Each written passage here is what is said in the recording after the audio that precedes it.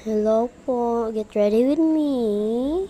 Making iced coffee. Kumuha na nga pala ako ng tumbler dyan kasi walang plastic na Nature Spring. At saka inilagay ko na yung Nescafe stick.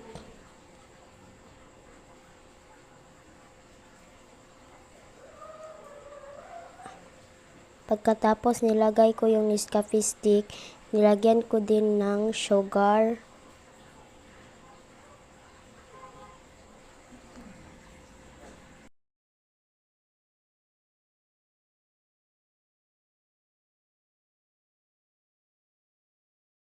Pagkatapos ko nilagyan ng sugar, tsaka nilagyan ko naman ng tubig at tsaka minix.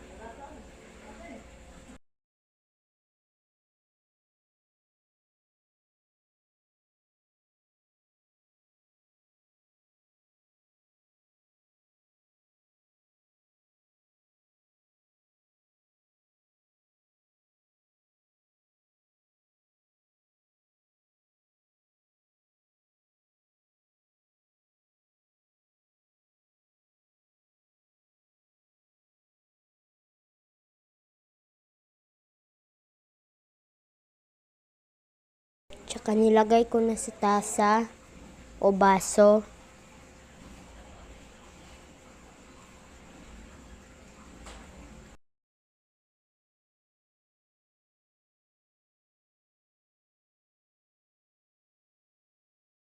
Pagkatapos nalagay ko na, kukuha ako ng gatas. Magtitimpla ako ng gatas.